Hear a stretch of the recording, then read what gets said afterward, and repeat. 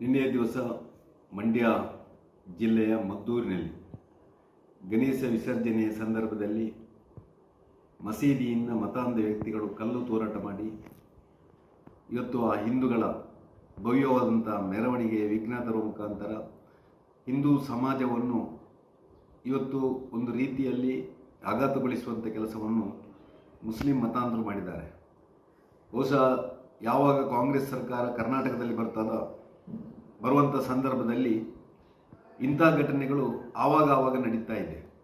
ಕಾರಣ ಅಂದರೆ ಕಾಂಗ್ರೆಸ್ ಸರ್ಕಾರದ ಮುಸ್ಲಿಂ ತುಷ್ಟೀಕರಣ, ಮುಸ್ಲಿಮರನ್ನು ವಿಪರೀತ ಓಲೈಕೆ ಮಾಡಿ ಅವರನ್ನು ಮೇಲಿಟ್ಟು ಅವರು ಯಾವುದೇ ಕಾರ್ಯ ಮಾಡಿದರೂ ಅವರ ಮೇಲೆ ಯಾವುದೇ ಕ್ರಮ ತೆಗೊಳ್ಳದ ಪರಿಣಾಮ ಇವತ್ತು ಕರ್ನಾಟಕದಲ್ಲಿ ಆಗಾಗ ಇಂಥ ಮತೀಯ ಸಂಘರ್ಷಗಳು ನಡೀತಾ ಇವೆ. ನಿನ್ನೆಯ ಮದ್ದೂರಿನ ಘಟನೆ ಬಹುಶಃ ಯಾವುದೇ ಹಿಂದೂಗಳು ಯಾವುದೇ ಅಹಿತಕರ ಘಟನೆಗಳಿಗೆ ಅವಕಾಶ ಇಲ್ಲದ ರೀತಿಯಲ್ಲಿ ಮೆರವಣಿಗೆ ಶಾಂತ ರೀತಿಯಲ್ಲಿ ಮಾಡ್ತಾಯಿದ್ದಾರೆ.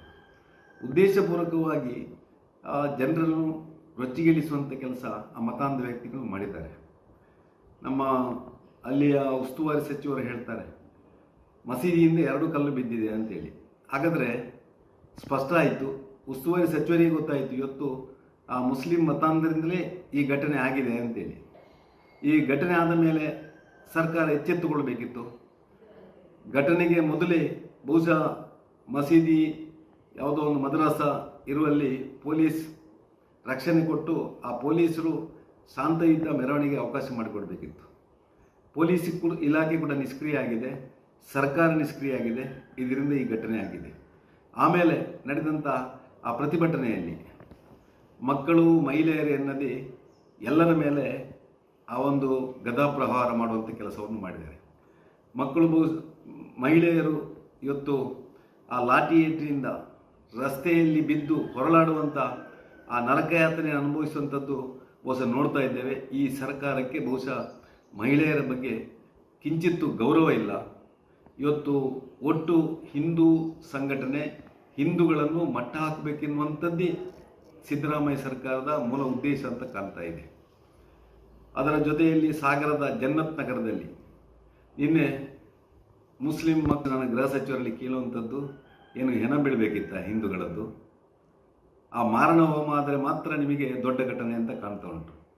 ಹಿಂದೂಗಳ ಧಾರ್ಮಿಕ ಭಾವನೆಯ ಬಗ್ಗೆ ನಿಮಗೆ ಕಾಳಜಿ ಇಲ್ಲ. ಇವತ್ತು ಈದ್ ಮಿಲಾದ್ ಆಗುವಾಗ ಯಾಕೆ ಗಲಾಟೆ ಆಗೋದಿಲ್ಲ? ಯಾಕೆ ಹಿಂದೂಗಳು ಯಾವುದೇ ಒಂದು ಇಂಥ ಅಹಿತಕರ ಘಟನೆಯಲ್ಲಿ ಭಾಗವಹಿಸಲಿಲ್ಲ? ಬಹುಶಃ ಸರ್ಕಾರಕ್ಕೆ ಇವತ್ತು ಹಿಂದೂ ಸಂಘಟನೆಗಳು, ಭಾರತೀಯ ಜನತಾ ಪಾರ್ಟಿ, ಜನತಾದಳ ಇದನ್ನು ಮಟ್ಟ ಹಾಕಲಿಕ್ಕೆ ಬಹುಶಃ ಅವರು ಮುಸ್ಲಿಮರ ಓಲೈಕೆ ಮಾಡ್ತಾ ಇದ್ದಾರೆ ಅಂತೇಳಿ ಇಂಥ ಘಟನೆಗಳನ್ನು ಕಂಡಾಗ ಆಗ್ತಾ ಇದೆ. ಬಹುಶಃ ಇದನ್ನು ಭಾರತೀಯ ಜನತಾ ಪಾರ್ಟಿ ಖಂಡಿಸ್ತದೆ.